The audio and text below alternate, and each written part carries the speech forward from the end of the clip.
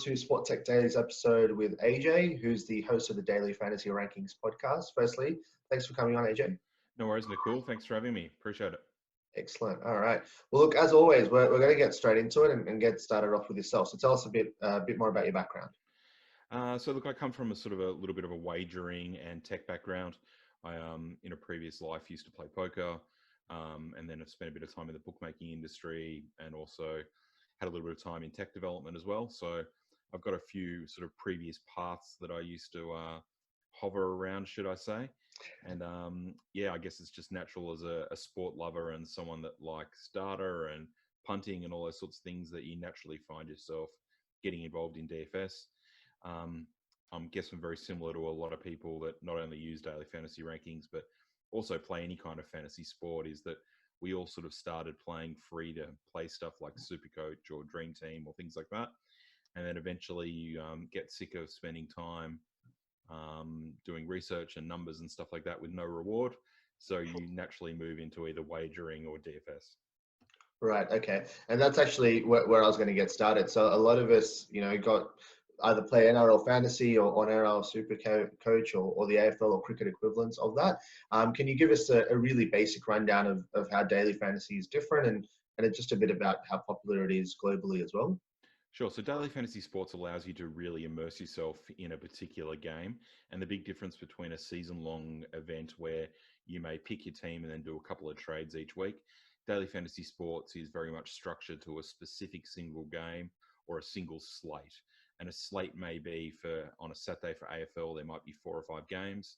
And those selections that you make for your team are based on that slate or those games. So you've got to pick from a player pool of the people playing that day. You then pay a little bit of an entry fee, at all different levels. It might be $1, it might be $50, it might be whatever it is, whatever sort of suits your bankroll. And then you're able to just pick your team, score points for that day, and then a prize is awarded at the end of that day. So there's no season-long commitment. There's no things where you might be busy one weekend, can't do trades. You can play as little or as much as you would like in a whole range of sports. Excellent. All right. And we've, I guess in Australia, had daily fantasy for, was it about 2016 when it came here? Yeah, probably 2015. I think Moneyball were one of the first. There was also a site, Top Better, as well, that used to do fantasy horse racing. So yeah, it's about 5 years that it's been around, sort of mainstream.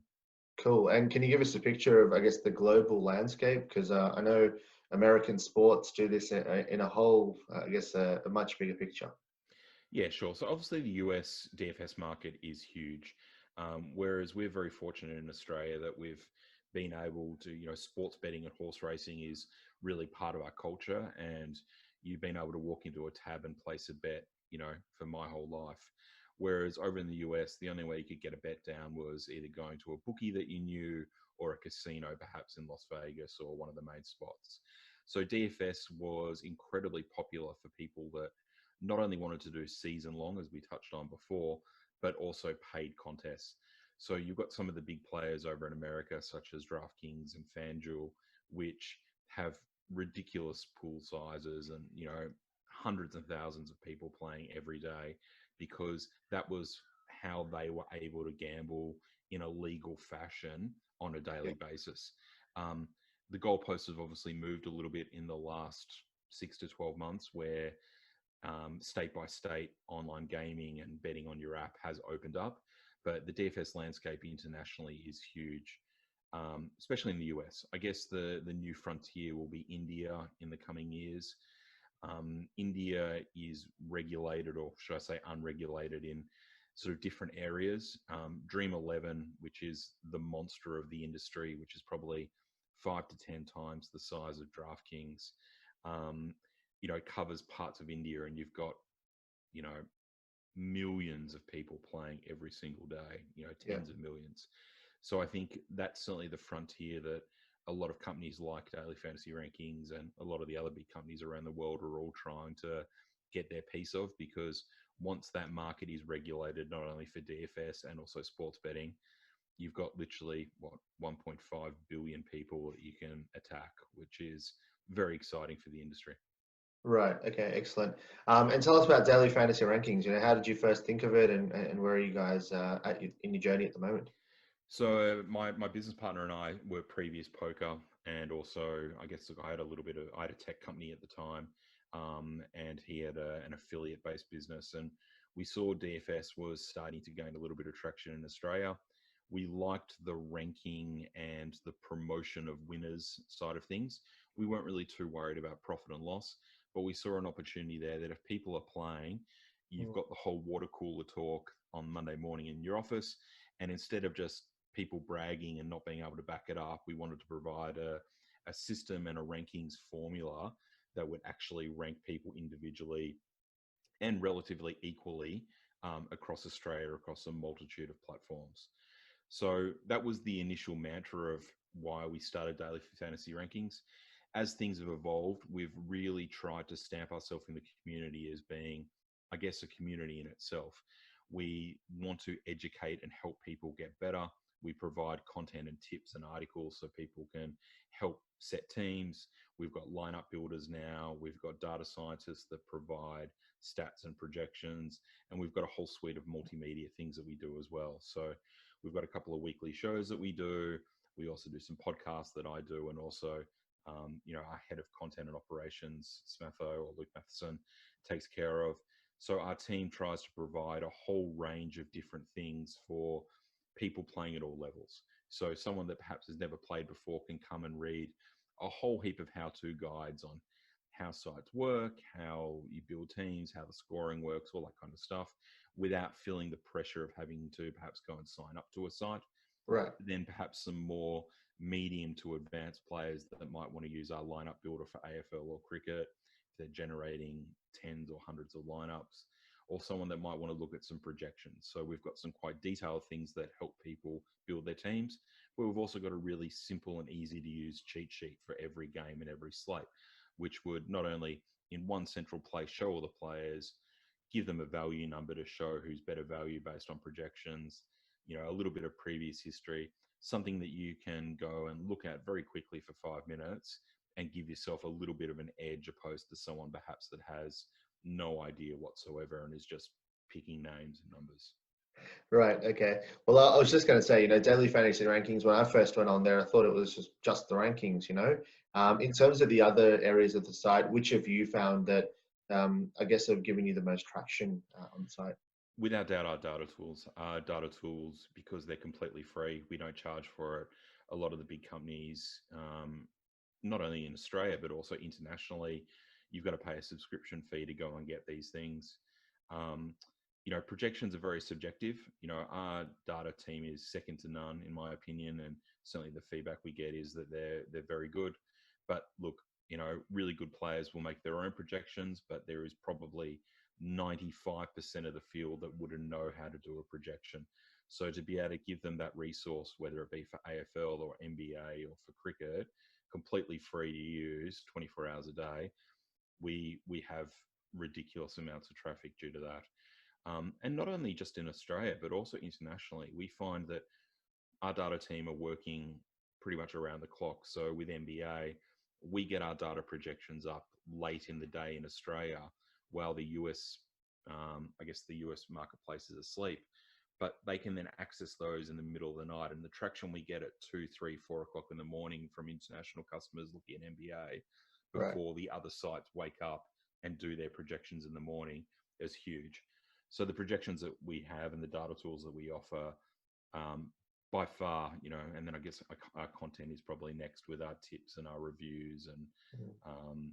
things like that. So without doubt, we've got a little bit of a mantra of improving people's fantasy IQ. We try to help people get better, do better. If they're winning more money, they're going to yearn for more information, which means they're going to want to use more things on our site. And then perhaps they might go and look at a paid system or something like that down the track.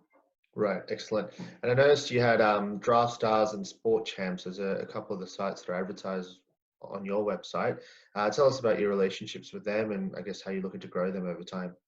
Yeah, well, look, we're very lucky. We've got relationships with all the sites, not only Draft Stars and Sport Champs, Moneyball, DraftKings. Um, we work very closely with our partners, not only to promote their products and what's going on, but also work with them in initiatives of how they can do different things on their site that we can help promote and bring more people to play. There's obviously a limited player pool in Australia, but if we can provide ideas and work with them about getting more people on the site and more people taking part, that's obviously good for them and good for us. So I have, weekly or sometimes daily conversations with most of our partners, and we work very closely with them to obviously try to help them maximize their results in a very competitive market. Excellent. All right. And do you see any opportunities, I guess, at the moment? I noticed you've got a lot more esports content at the moment. Do you see any opportunities in that space as well going forward? Absolutely. And look, with everyone that's going through a tough time at the moment with everything that's going on, and this is not only an Australian issue, but a global issue, people are at home. Some of them are struggling, some of them are bored. Mental health is obviously a big issue, and being able to provide some information to people that perhaps may not have thought about esports or racing. We've naturally had to pivot as a business. We realized that there's not going to be any AFL or cricket or rugby or whatever it might be for the next couple of months. So how can we still get people, again, working with our partners, to be going and playing a racing tournament at Sports Champs, or going and playing the Greyhound contest at Draft Stars, or playing an eSports contest at DraftKings? And by us providing some basic tips, a little bit of strategy, a bit of a how-to guide, those sorts of things, we can then help people go and play those sports that that morning may not have had any idea. And I can speak from my own personal opinion that, or personal experience, that when we first talked about this, our head of content, Luke, said, look, I'm just going to dive into everything with esports and be able to put articles out every day. I've got a few contacts, and we made it happen. And I'd never watched League of Legends in my life. I'd never done anything. And then I started playing a few of the contests on DraftKings as well. So Yeah. the learning curve was incredibly steep, but having a few things just telling you what the positions were, or how the relationships work, or where the scoring is, or teams that you should be avoiding or not looking at, or having more of, et cetera, et cetera. Um, we look to provide that content. On the same token with racing as well, there's many people that perhaps are not horse punters naturally, but there's now racing tournaments at Draft Stars, both greyhounds Right. and horses. There's racing contests at Sport Champs.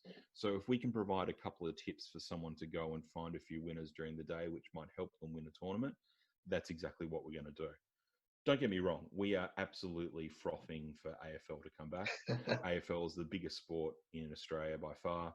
It's the biggest time for us. It's the most content that we do. You know, we hope that it's going to come back in June. Our partners hope that it's going to come back in June, and everyone sitting at home is hoping that it's going to come back in June. But whether it's June, July, August, whatever it might be, we'll just keep, doing what we're doing, and hopefully, continue to provide really great content. And then when AFL starts, we'll start the machine back up and keep distributing that content as well. Right, excellent. And I was just going to allude to so when you do have a relative downtime in sport, whether it's for the change of seasons or whether it's because of times like these that are obviously unprecedented, what is the focus become in times like that? On a business level, it's always to make sure that our partners are happy. Right. As long as there is sport coming or sport going on in some fashion, making sure that we're working with our partners to be able to provide information and resources so people can play. There really isn't a lot of downtime in Australia, and being a business that's pivoted in multiple directions over the years, we go straight out of AFL season, straight into Spring Carnival, straight into Big Bash. Yeah. This year, it was then straight into Women's World Cup cricket, Yeah. straight into AFLW or AFL preseason, then straight into AFL, and it starts again. Mm. Then you mix in things like NRL and golf and all sorts of things that we cover, tennis, things like that. There isn't a lot of downtime. So as much as it's nice to have a little bit of a break at the moment, we're still pretty much running at 60%, you know what I mean? Right. 50%, somewhere in that ballpark. So there's always things to do.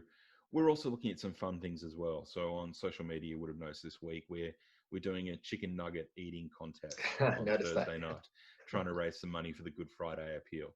and a couple of the guys, Clinton from DraftKings and Parks from DraftStars, you know, put their hand up straight away and said, you know, we'll sacrifice our stomachs for a night and try to raise a little bit of money. And look, we did a weigh-in, a bit of a fun video show the other night, and we'll live stream it all on Thursday night on our Facebook channel. And Nice. you know, running a few polls and doing a few articles.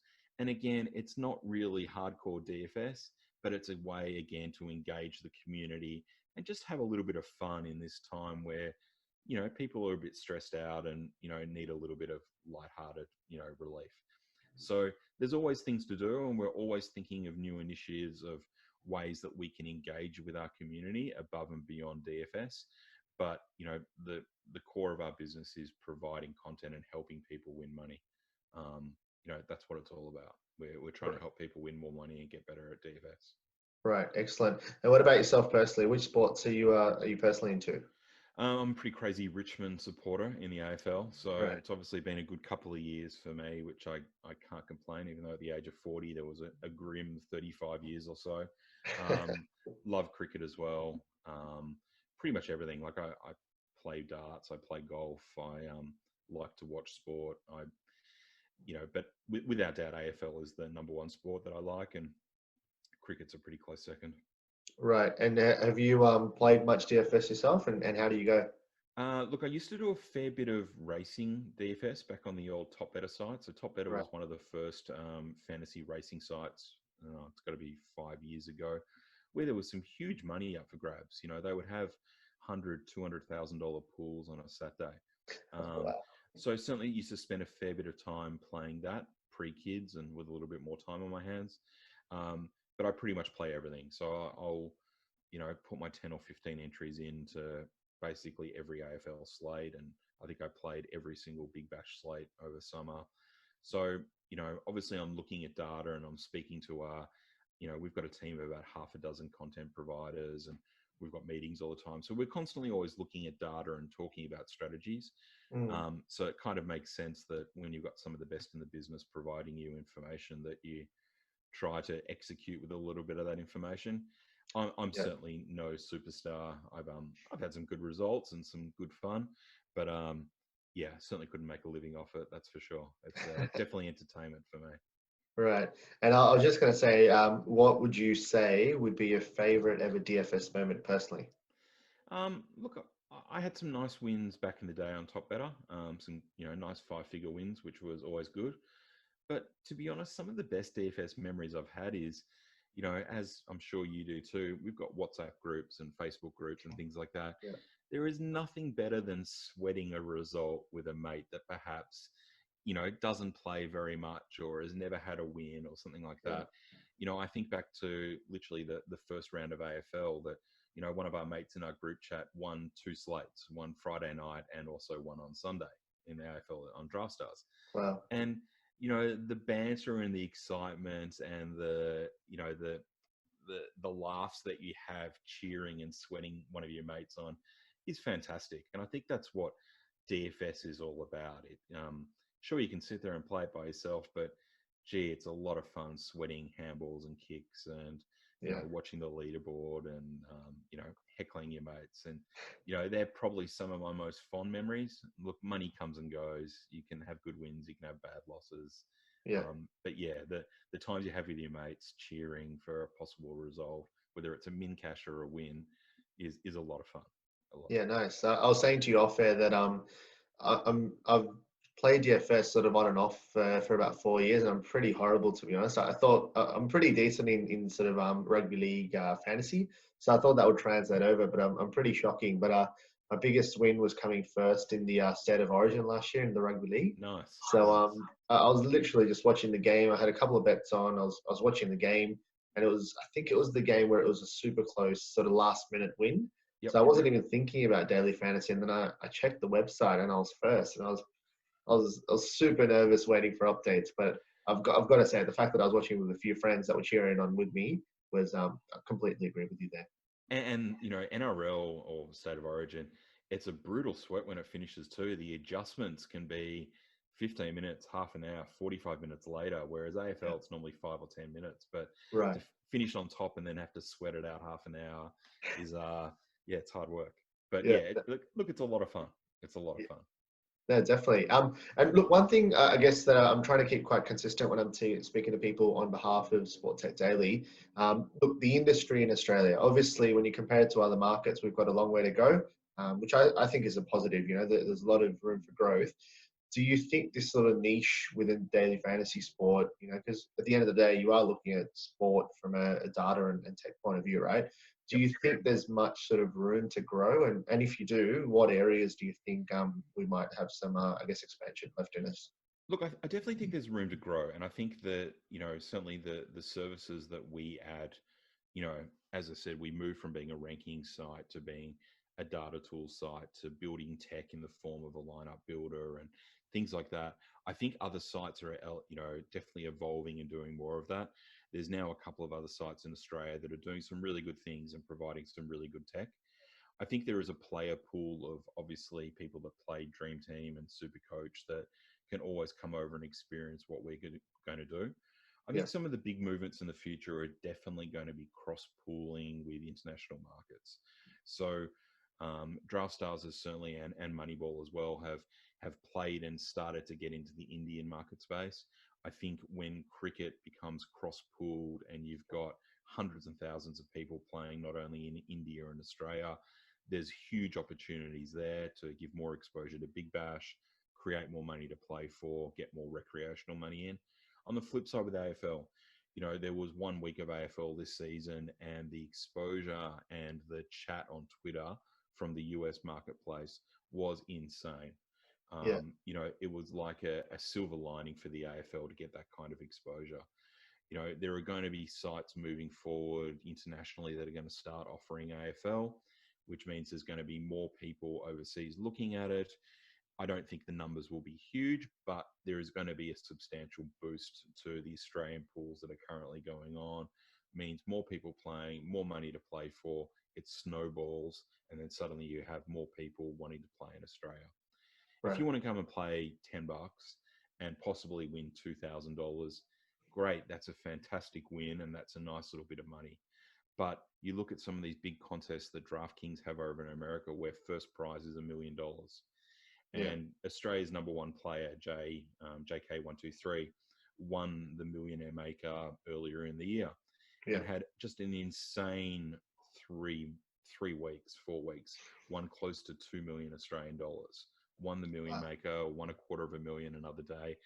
Suddenly, if you can sit there and pay your $10 or $15 and possibly win $1 million, that's going to draw a lot of people in.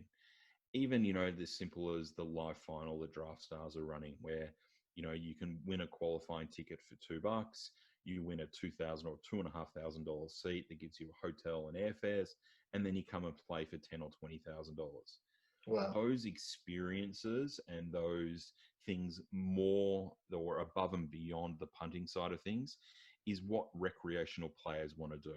It's the story that they can tell their friends at work. I spent $2. I won a ticket to this. I'm flying to Melbourne and I'm going to stay at Crown and I've got a chance to win $20,000 or Yeah, 50,000 or whatever the number might be. They're the experiences that people want to do and the recreational players want to play. People that are semi-professional or play it full time, they're playing more for the money. They want the more games, more things to do. So pools growing will obviously help them as well. But pulling the recreational players into the pool to play, you've got to sell the dream to them. yeah. The chances are they're not going to win. But if you happen to run pure and you pick the right players, very similar like what with your state of origin story, you know, you have a good night and you win, fantastic. You cheer. And that's what people want to do.